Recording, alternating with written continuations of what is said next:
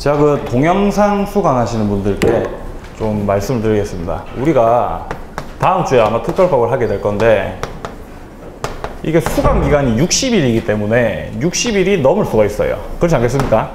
자, 따라서 이 특별법 같은 경우는 물론 우리 IM에도 업로드가 되지만 제가 이 부분은 유튜브에다가 업로드를 해 놓겠습니다. 기간 연장하실 필요 없이 들으실 수가 있습니다. 특별법은. 감사합니다. 박수. 요로 좀 들을 수 있어요. 네? 아시겠죠? 이전에도 몇 번 올렸었죠, 여기다가. 네, 요로 들어오시면은 특별법을 들으실 수가 있습니다. 그럼 이제 6번부터 또 내용을 들어가 보도록 하겠습니다. 매매입니다, 매매. 자, 매매에 관한 설명으로 틀린 겁니다. 자, 1번에 보시면은 측량비용, 등기비용, 담보권 말소비용 등 매매 계약에 관한 비용은 특별한 사정이 없으면 당사자 쌍방이 균분해서 부담한다. 자, 보시면은 일단 이 당사자 쌍방이 균분해서 부담하는 게 측량비용은 균분해서 부담하는 게 맞아요. 자, 그런데 등기비용 같은 경우는 주로 매수인이 부담을 하죠. 그리고 말소비용은 이제 매도인이 부담을 하겠죠. 물론 뭐 특약으로 다르게 정할 수 있습니다. 임의 규정이니까. 하지만 특별한 사정이 없으면 분담한다. 이건 틀렸습니다. 바로 1번이 정답입니다.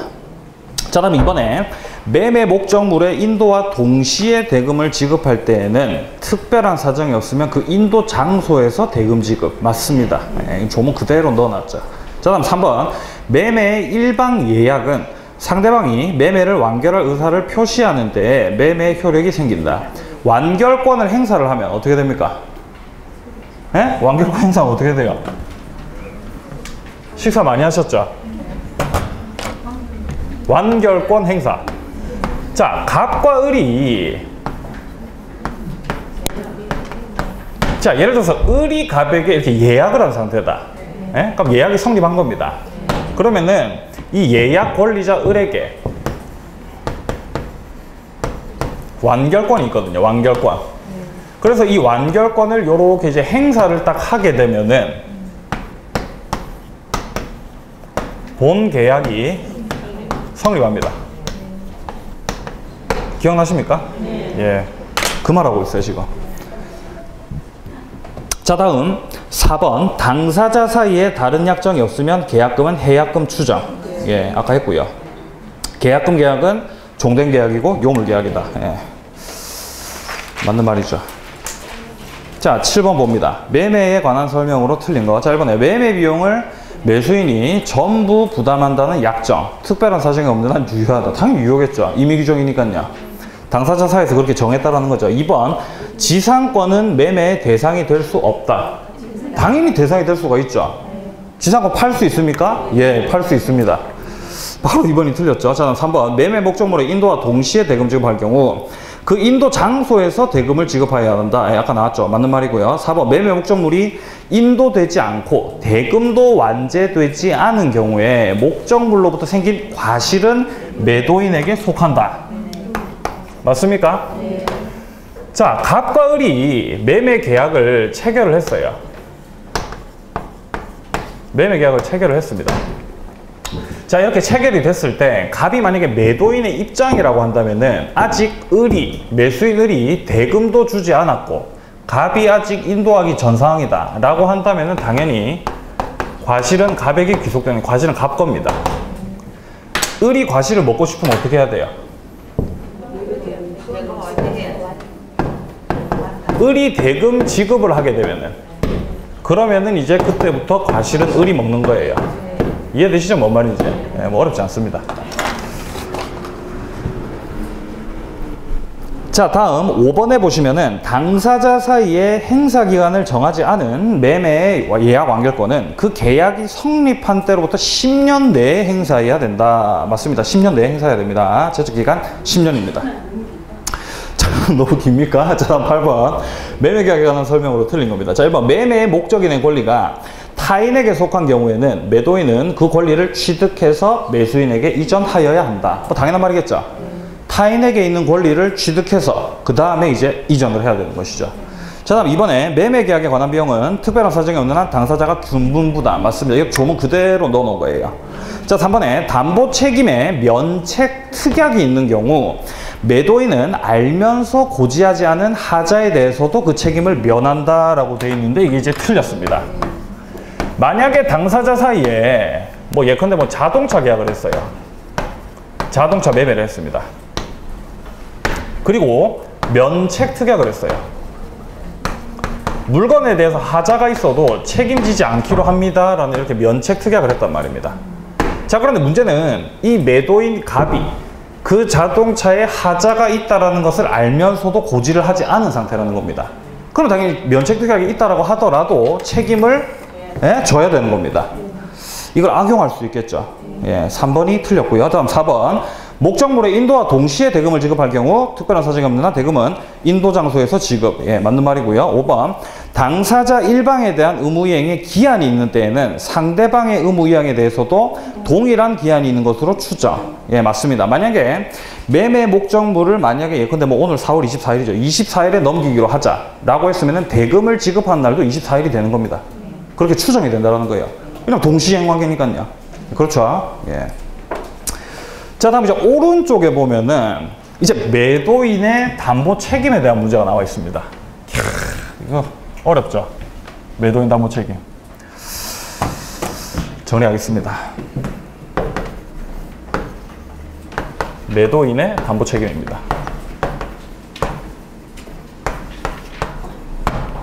일단 그 유형을 나눌 수가 있어요. 그 유형을 나눌 수가 있는데 첫 번째 유형이 해당 목적물이 전부 타인 권리에 속하는 경우입니다. 만약에 해당 목적물이 전부 타인 권리에 속하게 됐다라고 한다면은, 자, 예를 들어서 뭐 이런 경우입니다. 자, 갑과 을이 매매 계약을 체결을 했어요. 매매 계약을 체결을 했는데 만약에 갑이 알고 봤더니 소유자가 아니라 소유자가 따로 있는 경우입니다. 만약에 병예가 만약에 소유자였어요. 그러면 여기에 대해서 이 을 같은 경우는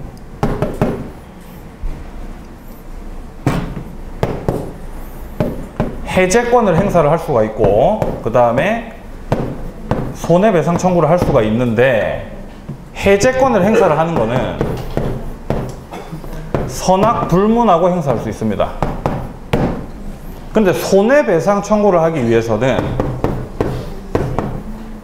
선의여야 돼요. 그리고 제척기간 1년 아닙니다. 제척기 없습니다. 죄송합니다. 제척기간 없어요. 제척기간은 없어요. 자, 그리고 만약에 일부가 타인 권리다. 일부가 타인 권리인 사안 같은 경우는 갑과 을이 매매 계약을 체결을 했습니다. 매매 계약을 체결을 했는데 알고 봤더니 갑과 병이 해당 목적물을 공유를 만약에 하고 있던 상황이었고 알고 봤더니, 자, 그리고 병이 일정한 해당 목적물의 지분을 가지고 있어요. 그러면 이제 일부가 타인 권리인 상황인 거죠. 그러면 갑은 완전하게 목적물을 넘겨줄 수가 없는 상황이죠. 자, 이런 경우에도 을이 해제권을 행사를 할 수가 있고 그리고 감액 청구를 할 수 있어요. 감액 청구. 이 병의 지분만큼은 깎아달라는 것이죠. 그리고 마찬가지로 손해배상 청구도 할 수가 있습니다. 자, 그런데 해제권을 행사를 하기 위해서는 선의인 경우에만 해제권을 행사를 할 수가 있고요. 그 다음에 감액 청구 같은 경우는 선악불문입니다. 손해배상 청구는 선의인 경우에만 할 수 있어요. 그리고 제척기간 1년입니다. 자, 일단 이렇게 가장 많이 나오는 이 두 케이스가 있고, 자, 그 다음에 세 번째가 바로 수량 부족 일부 멸실입니다.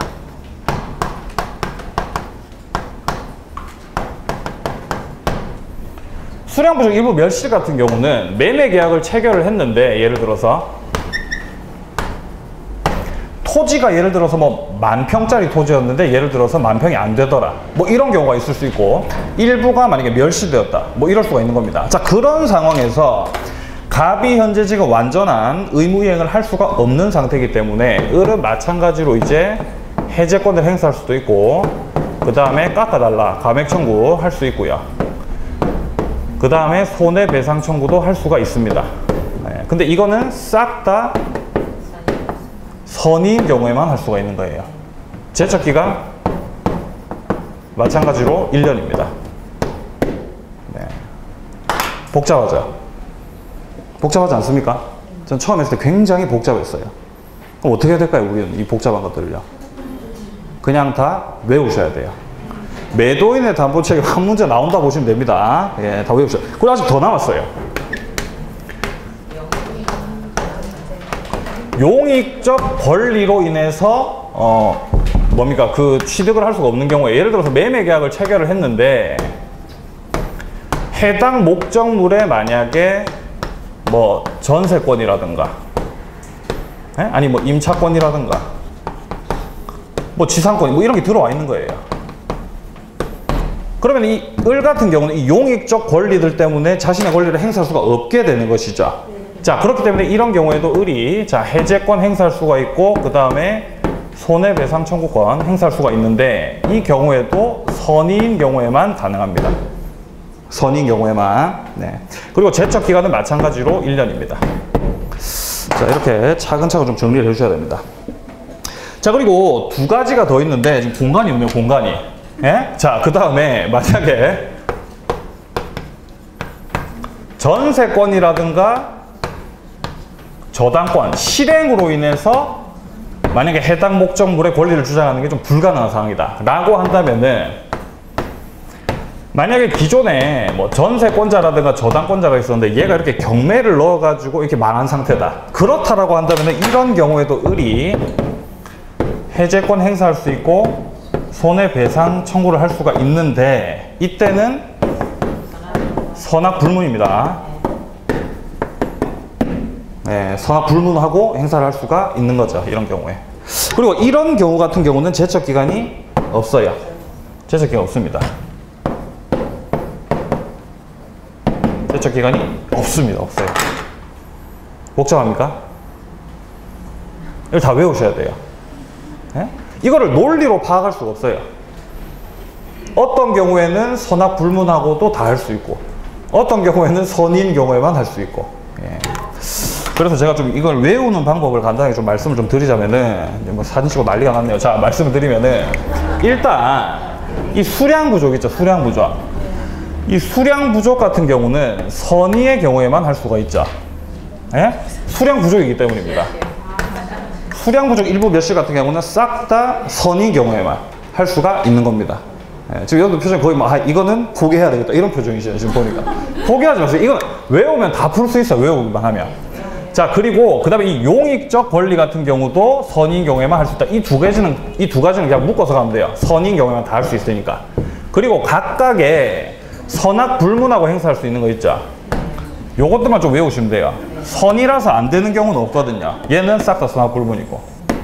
예, 이렇게 좀 정리를 해두시면 되겠습니다.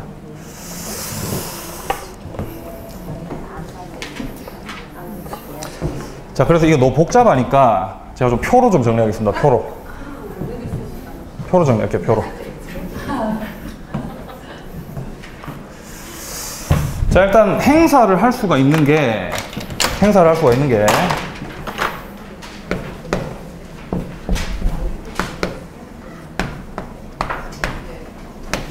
해제권 행사할 수 있고, 그 다음에 손해배상 청구할 수 있고, 그 다음에 감액 청구할 수 있죠. 이렇게 있는 거죠. 자, 먼저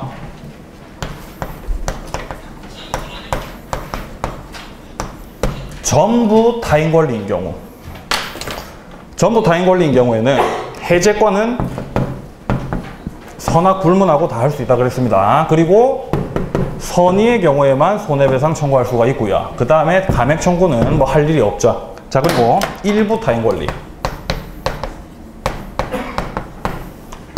일부 타인 권리 같은 경우는 선악을 불문하고 행사할 수 있는 게 바로 이 감액 청구입니다. 선악 불문하고 행사할 수 있는 거.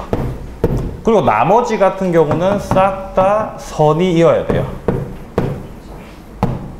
자, 그리고 그 다음 나오는 게 뭡니까? 수량 부족이죠. 수량 부족 일부 멸실 같은 경우는요. 에? 뭐야 이거? 선이죠. 싹 다 선이라 그랬죠. 시옷으로 외우세요. 이거는 셋 다 선인 경우에 이제 청구를 할 수가 있는 것이고, 그 다음에 이제 용익적 권리. 용익적 권리에 의해서 내가 만약에 제한을 받고 있는 상황이다 라고 한다면 이때에도 선의의 경우에만 할 수가 있는 것이죠. 손해배상 청구 할 수 있고, 감액 청구는 뭐 할 일이 없죠. 용익적 권리 같은 경우는. 그리고 마지막으로 나왔던 게 전세권, 그 다음에 저당권 실행. 얘 같은 경우가 유일하게 해제권도 선악불문하고 할 수 있고 손해배상 청구도 선악불문하고 할 수가 있는 겁니다. 자, 이렇게 정리하면 되겠죠? 좀 쉽죠? 이제 정리하는 게. 어렵습니까? 그리고 제척기간 같은 경우는 전부 타인 권리인 경우에는 제척기간이 없고요. 그 다음에 저당권 전세권 실행 같은 경우도 제척기간이 없고, 나머지는 싹 다 1년입니다.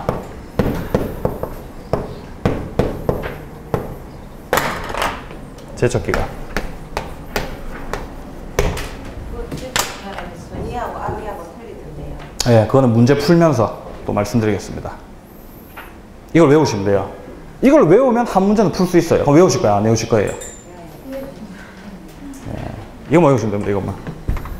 예. 그리고 외우실 때 이 표를 싸잡아서 다 외울 필요가 없고, 일단 선악불문하고 할 수 있는 경우 있죠? 선악불문하고 할 수 있는 경우. 요것만 외우시면 되잖아요. 요것만. 나머지는 싹 다 선이니까. 그러니까 선의인 경우에는 안 되는 경우는 없어요. 그렇기 때문에 선악 불문하고 되는 경우만 외워놓고, 아 그래 나머지는 싹 다 선이야, 이렇게 정리하시면 되죠. 그러니까 4개만 외우면 되는 거예요. 실질적으로는. 네. 자, 다음 뭐 정리하셨습니까? 문제를 좀 들어가도 되겠습니까? 네. 자, 문제 들어가겠습니다. 자, 9번입니다. 9번.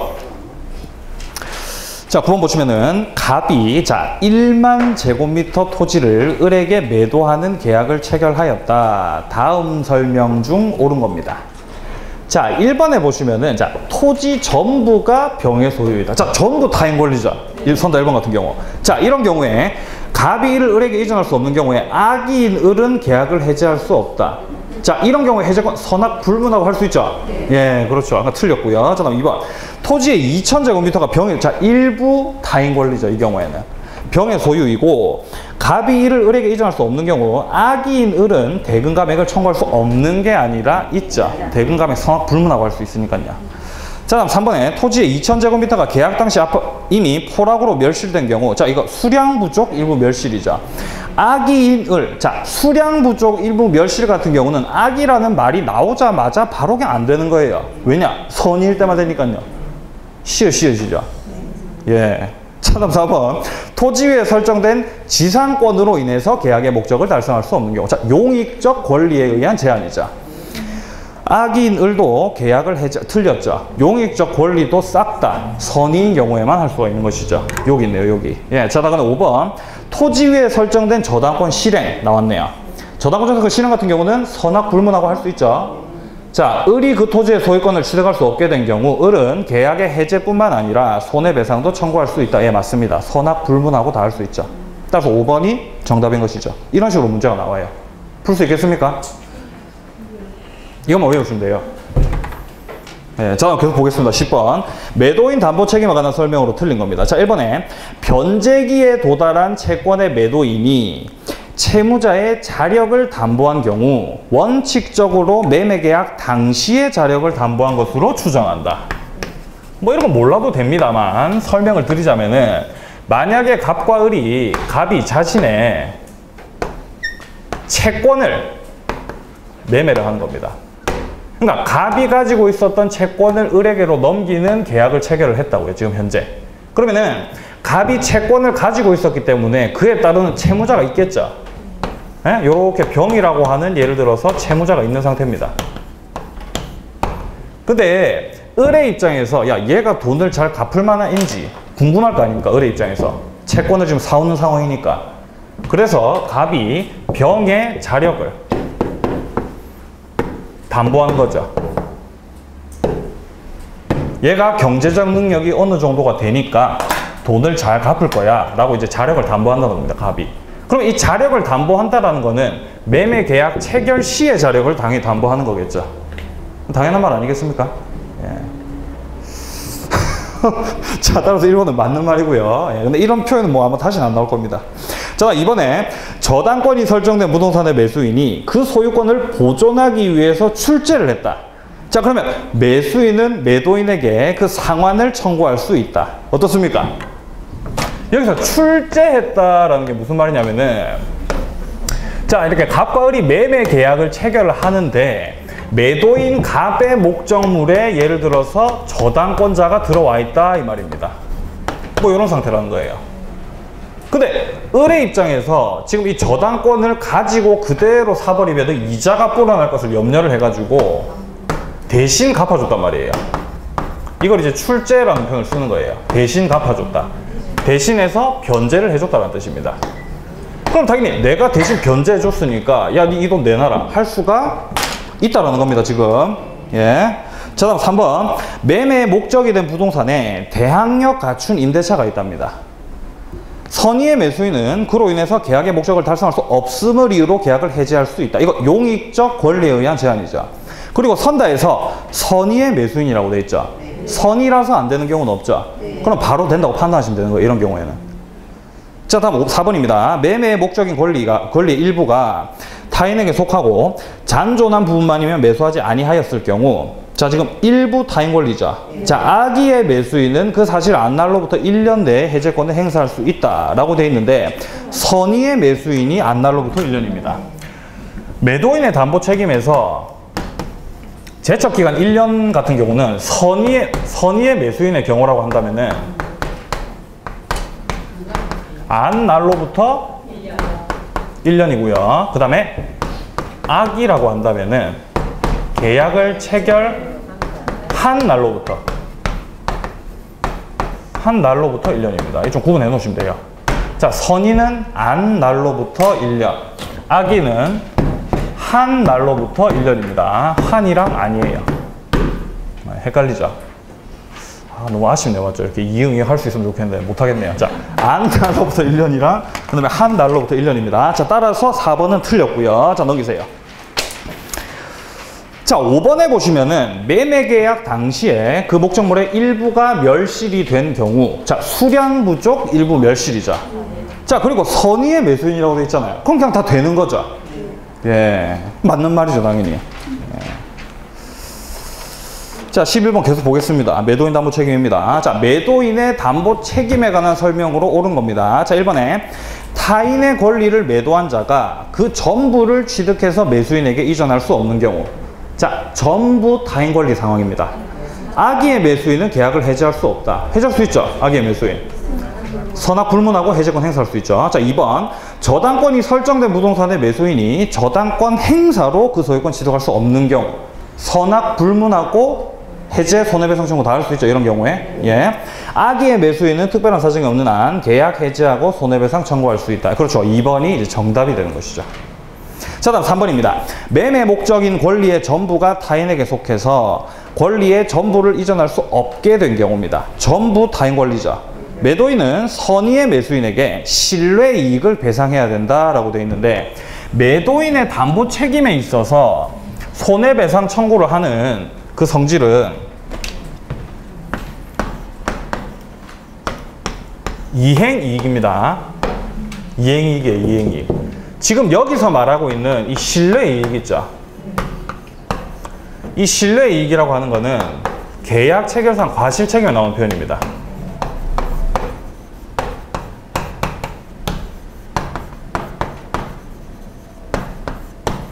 네, 좀 구분해 놓으십시오. 이행이익이랑 신뢰이익. 자, 다음 4번에 보시면은 매매 목적 부동산에 전세권이 설정된 경우입니다. 용익적 권리에 의한 제한입니다. 계약의 목적 달성 여부와 관계없이, 이게 이제 틀린 말이죠. 계약의 목적을 만약에 달성할 수가 있다라고 한다면은 뭐 해지할 필요도 없고 손해배상 청구할 필요도 없어요. 아시겠습니까? 바로 틀렸어요. 자, 5번. 권리의 일부가 타인에게 속한 경우 선의의 매수인이 갖는 손해배상 청구권은 계약 한 날로부터가 아니라 안 날로부터 1년인 것이죠. 자, 이렇게 보시면 되겠습니다. 자, 다음 12번 보시면은 갑은 을로부터 X 토지를 매수해서 상가용 건물을 신축할 계획이었으나 법령상의 제한으로 그 건물을 신축할 수 없게 되었다. 여기서 말하는 이 법령상의 제한 있죠? 이게 바로 물건의 하자입니다. 물건의 하자. 물건의 하자예요. 우리가 지금까지 했었던 이 전부 타인 권리서부터 전세권, 저당권 실행까지 요것들 같은 경우는 이게 권리의 하자입니다. 이건 권리의 하자고, 지금 여기서 나와 있는 법령상의 제한, 그거는 바로 물건의 하자입니다. 이거를 다른 말로 하자 담보 책임이라고도 해요.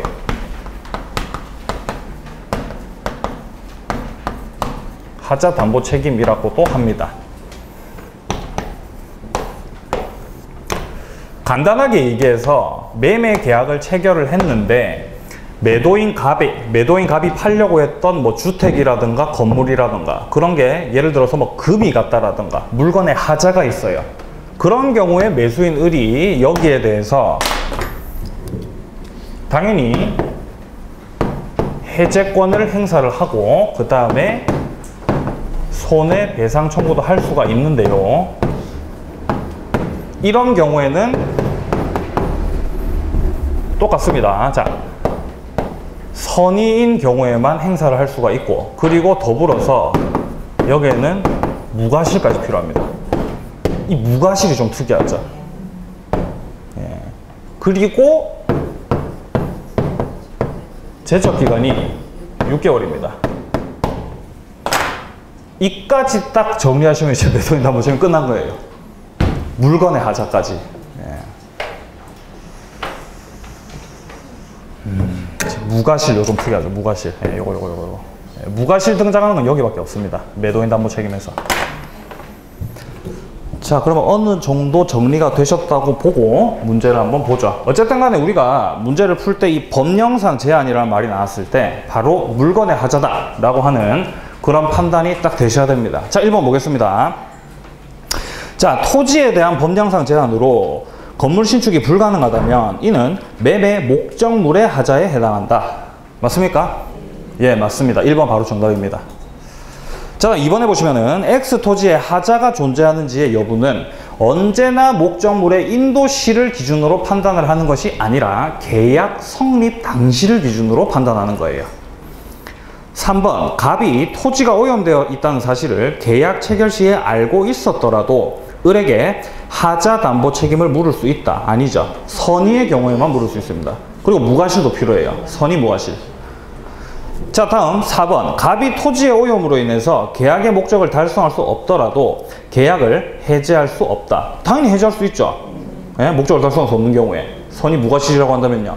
자, 5번. 갑은 토지의 오염 사실을 안 날로부터 1년이 아니라 6개월입니다. 6개월. 예. 자, 그 다음에 이제 13번 보겠습니다. 갑은 경매 절차에서 저당 목적물인 을 소유의 토지를 매각을 받고 그 소유권 이전 등기가 격려가 되었습니다. 다음 중 틀린 겁니다. 자, 여기서 나와 있는 게 지금 경락을 받은 상황입니다. 지금 누가 경락받았어요? 갑이 경락받았죠? 자, 을이 기존의 채무자였나 봐요. 그리고 여기에 대해서 채권자가 있었겠죠? 을이 돈을 안 갚으니까 경매는 없겠죠. 그러니까 얘가 저당권자라고 생각하셔도 됩니다. 자, 그러고 나면은 이제 여기에 대해서 경락인이 나오는 거죠. 자, 이렇게 갑이 해당 목적물을 경매 절차를 통해서 이렇게 경락을 받았을 때 우리 판례에서는 을과 갑의, 갑과 을의 매매 계약이 성립한 것과 똑같은 상황이라고 인식을 합니다. 뭐 말인지 아시겠어요? 네? 을로부터 갑이 해당 목적물을 사온 거랑 그 성질을 똑같이 봐요. 경락을 받았을 때. 그러면은 이거를 매매로 만약에 본다라고 한다면은 당연히 이 매도인의 담보 책임에 대한 것도 적용이 되겠죠. 그게 판단이 돼야 되는 거예요. 그러니까 이렇게 경매에 대한 문제가 나왔을 때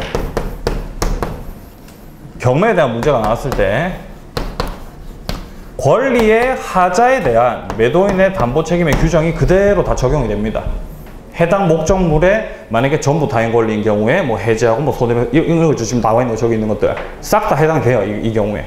자, 그런데 문제는 경매의 경우에 물건의 하자 담보 책임은 물을 수가 없습니다. 예.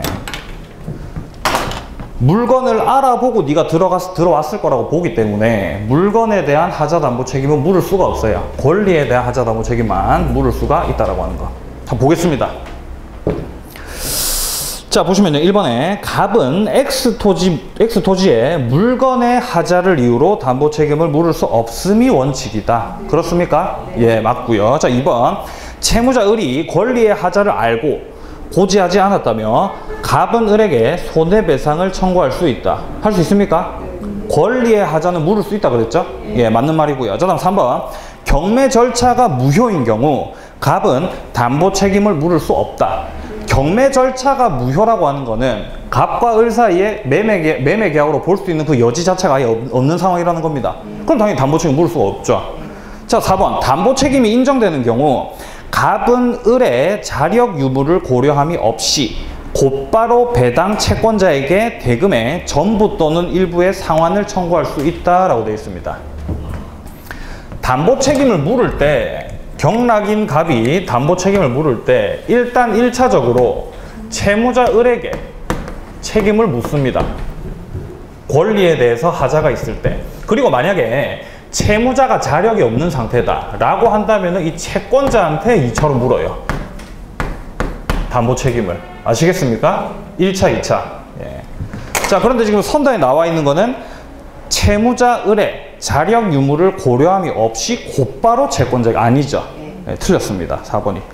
자, 다음 5번입니다. 만약 을이 물상 보증인인 경우 담보 책임으로 인해 매매 계약이 해제되면 그 대금 반환 의무는 을이 부담한다. 만약에 을이 채무자가 아니라 만약에 물상 보증인의 상태다.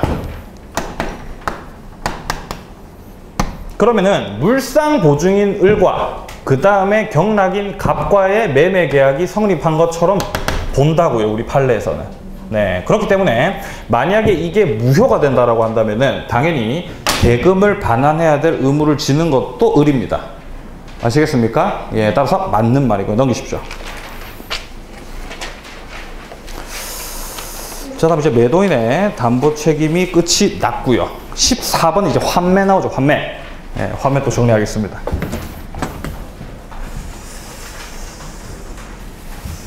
매도인의 담보 책임은 한 문제는 나온다 보시면 돼요. 거의 무조건. 외워야 되겠어요? 안 해야 되겠어요? 예, 외워야 됩니다. 예, 뭐 원장님은 뭐 논리를 파악하라 이런 말씀을 하시던데 제가 봤을 때 이거 뭐 논리랑 상관이 없어요. 그냥 외워야 되는 거예요, 이런 거는. 자, 환매를 좀 정리를 해보겠습니다. 환매. 이 환매 같은 경우는 자, 갑과 을이 최초로 일단 매매 계약을 체결을 해요. 그리고 매매 계약 체결과 동시에 환매 특약을 합니다. 근데 좀 주의를 하셔야 되는 게 이 환매 특약을 매매 계약 체결 당시에 매매 계약과 동시에 해야 된다는 겁니다. 동시에 해야 한다. 그리고 이렇게 환매 특약을 딱 하게 되면은 일단 소유권을 일단 을에게 넘기는 것이죠. 을에게 소유권이 넘어가요, 일단. 을이 소유자가 됩니다. 그러면은 이 갑 같은 경우는 이제 환매권자가 되는 거예요. 그리고 다시 자신의 환매권을 행사를 해가지고 을에게 넘어갔던 소유권을 다시 되찾아오는 거. 이게 이제 환매계약이죠.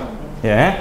자, 그리고 을에게 넘어갔던 을에게 넘어갔던 소유권을 갑의 환매권 행사를 통해서 이걸 다시 되사오는 겁니다. 환매. 이렇게 되는 거예요. 그럼 갑이 다시 소유권자가 이제 되는 것이죠. 이게 이제 환매입니다. 환매.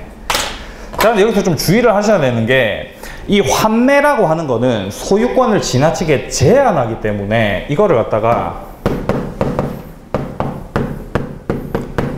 5년의 기간 내에서만 할 수 있게끔 법에서 딱 규정을 해놨습니다. 5년 한도. 5년 한도입니다. 5년 한도. 부동산의 경우에. 동산은 3년인데 여러분들 부동산만 아시면 돼요. 5년 한도로만 할 수 있고, 그 다음에 기간 연장이 안 된다는 겁니다. 기간 연장이 안 됩니다. 예. 자, 그리고 뭐 당연한 말이겠지만 이 해당되는 내용을 등기를 해야 제3자에게 예, 대항할 수 있습니다. 주장 가능합니다. 뭐 이 정도 아시면 환매는 어려움이 없을 것이다 라고 생각이 됩니다. 그리고 이 5년 한도랑 기간 연장할 수 없는 거 있죠. 이거 강행 규정이에요. 굉장히 좀 특이합니다. 이 계약법 파트에 나오는 강행 규정은 좀 눈여겨서 좀 보실 필요가 있습니다. 왜냐하면 대부분이 다 임의 규정이기 때문에 예, 요 강행 규정입니다. 요 둘이. 네. 자, 그러면 조금 더 설명을 드리자면은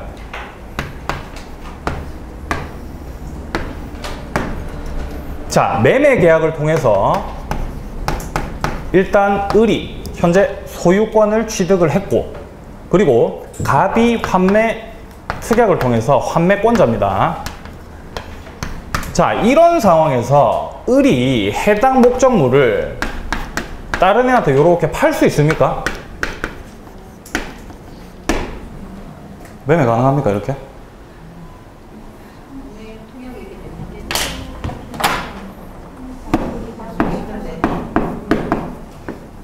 유효입니다. 유효예요, 유효. 자, 그리고 매매 계약을 통해서 등기가 이렇게 병으로 넘어갔다면 이 등기 유효일까요, 무효일까요? 유효입니다.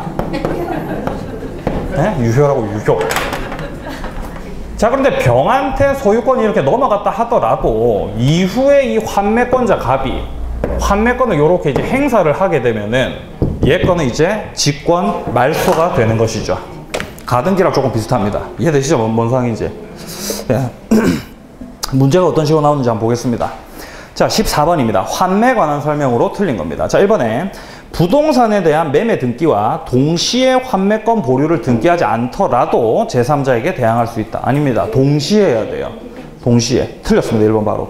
자, 2번 환매 특약은 매매 계약과 동시에 해야 된다. 예, 맞고요. 자, 3번 부동산에 대한 환매 기간을 7년으로 정한 때에는 5년으로 단축된다. 맞습니다. 강행 규정입니다. 강행 규정. 자, 다음 4번 환매 등기가 경료된 나대지에 건물이 신축된 후 환매권이 행사된 경우 특별한 사정이 없는 한 그 건물을 위한 관습법상의 법정지상권은 발생하지 않는다. 환매. 관습법상 법정지상권 안 된다 그랬죠? 예, 좋습니다. 자, 5번 특별한 약정이 없는 한 환매 대금에는 매수인이 부담한 매매 비용이 포함된다. 자, 당초에 을이 갑에게 매수 대금을 줬겠죠. 매매 계약 체결을 하면서. 그거를 나중에 이제 이렇게 환매를 하면서 다시 돌려줘야 된다는 겁니다. 갑이. 이해되세요? 뭔 말인지? 내가 그 말입니다. 이게. 자, 다음 15번 갑이 자기 토지를 을에게 매도함과 동시에 환매 특약을 하였다. 다음 중 옳은 겁니다. 자, 1번에 갑의 상속인은 환매권을 행사할 수 없다. 환매권 상속될까요? 안 될까요? 됩니다. 예, 포괄승계 됩니다. 행사할 수가 있고요. 자, 2번 환매 기간을 정하지 않은 경우 그 기간은 3년으로 한다가 아니라 5년이죠. 5년. 예, 5년입니다. 5년. 자, 그 다음에 3번 을에게 소유권 이전 등기가 된 후에 환매 특약이 등기가 되어도 갑은 환매 특약 등기 이전의 권리를 취득한 제3자에 대해서 대항할 수 있다. 어떻습니까? 을에게 소유권 이전 등기가 먼저 되고 그 다음에 환매 특약 등기가 됐죠. 동시에 안 됐죠. 예, 그러니까 제3자에 대해서 대항할 수가 있다 없다? 없습니다. 예, 매매 계약과 동시에 해야 되는 겁니다. 자, 다음 4번입니다. 등기된 환매권은 처분 금지의 효력이 없기 때문에 을은 자신으로부터 토지를 매수한 자의 소유권 이전 등기 청구를 거절할 수 없다. 거절할 수 있을까요, 없을까요? 이거 지금 묻고 있는 게 뭐냐면은 지금 환매권자 갑이 있는 상태에서 을이 병과 매매 계약을 체결을 했을 때 병이 야 빨리 해당 목적물 넘겨라 이렇게 청구를 하는 거죠. 을이 야 여기 환매권자 갑이 있기 때문에 나 거절할래. 이게 될까요, 안 될까요? 그렇죠, 안 되는 거죠. 매매 계약은 유효하게 성립을 하기 때문에 그렇습니다. 이해되시죠, 뭔 말인지? 팔 수 있습니다, 환매가 돼 있어도. 4번이 따라서 옳은 말입니다. 자, 다음 5번. 환매권이 행사되면 목적물의 과실과 대금의 이자는 상계한 것으로 보며 당사자는 이와 달리 정할 수 있다. 맞습니다. 임의 규정입니다. 이와 달리 정할 수 있어요. 자, 다음 이제 16번으로 넘어가겠습니다. 경매를 통해서 X 건물을 매수한 갑은 매각 대금 완납하지 않고 X 건물을 을 소유의 Y 임야와 교환하기로 을과 약정을 하였습니다. 자, 지금 보시면은 갑이 매각 대금을 완납을 안 했다라고 돼 있죠. 그럼 소유자가 아니라는 겁니다, 갑이 현재. 자, 그리고 교환하기로 약정을 했습니다. 자, 다음 설명 중 틀린 겁니다. 갑과 을 사이의 교환 계약은 유효하게 성립한다. 유효하게 성립합니까? 성립해야 안 해요? 합니까? 소유자가 아닌데도요, 갑이? 그래서 성립합니까? 예, 성립해야 안 해요? 그렇죠, 하는 거죠. 예, 합니다. 성립하는 거예요. 계약은 유효하게 성립하죠. 하지만 이행은 안 될 수가 있겠죠. 예, 하지만 계약은 유효하게 성립한 겁니다. 예, 맞는 말이고요. 따라서 1번은 이런 거 쏘고 오시면 안 돼요. 자, 다음 2번. 갑이 을에게 X 건물의 소유권 이전할 수 없는 경우에, 자, 전부 타인 권리인 경우겠죠. 선의의 을은 손해배상을 청구할 수 있다. 그렇죠, 할 수 있겠죠. 선의니까요.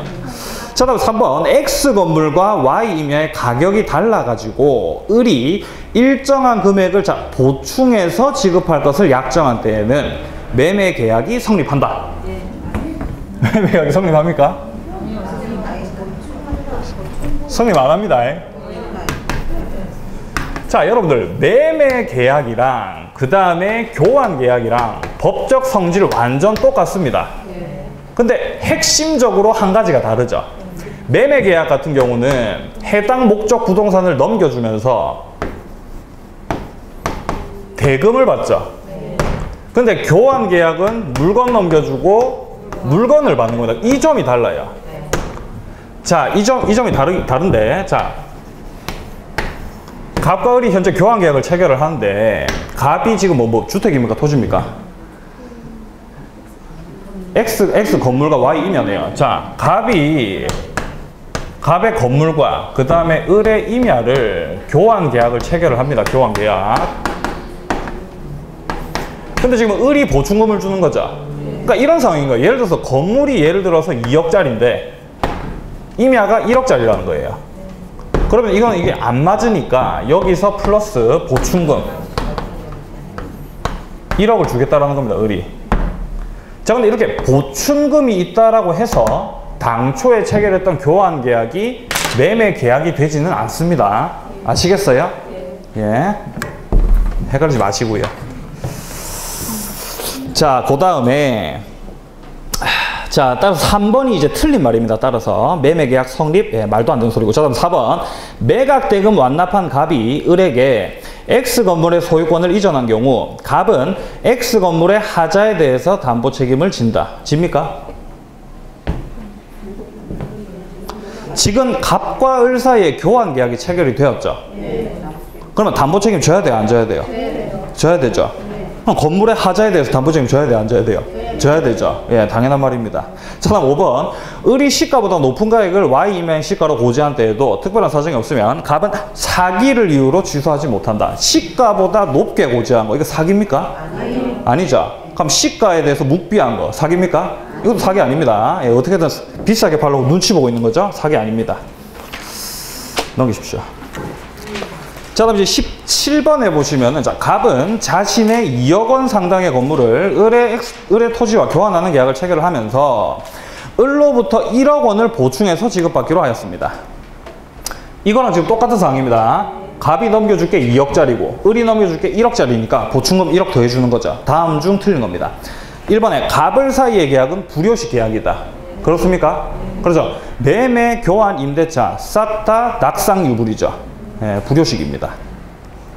자, 다음 이번에 갑과 을은 특별한 사정이 없는 한 서로 하자담보 책임을 지지 않는다. 이게 뭔 말이야? 당연히 지죠. 하자담보 책임을요. 예.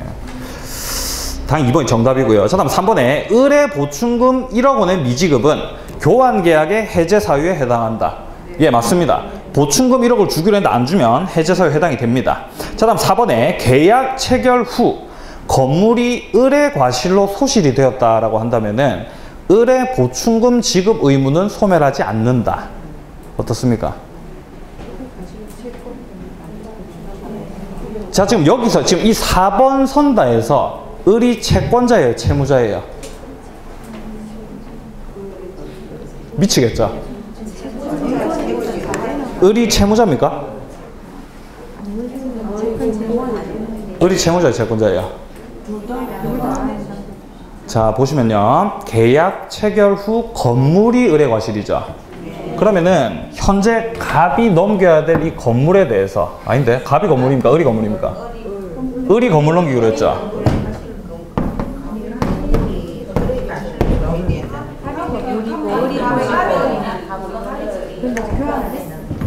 자, 지금 현재 보시면은 갑이 건물을 넘겨야 되는 상황이고 을이 토지를 넘겨야 되는 상황입니다. 근데 지금 선다 4번에서 나와 있는 거는 건물에 대해서 말하고 있죠. 그러면은 이 건물에 대해서는 채무자가 누굽니까? 그렇죠. 갑이 되는 것이죠, 여러분들. 그리고 을은 채권자가 되는 겁니다. 이해되세요? 만약에 선다에서 토지에 대해서 물었다. 그럼 경우가 달라지겠죠. 채무자, 을이 되는 거죠. 채권자, 갑이 되는 거. 이해되세요? 예, 좋습니다. 자, 그럼 일단 채권자가 을이라는 사실은 아시겠죠?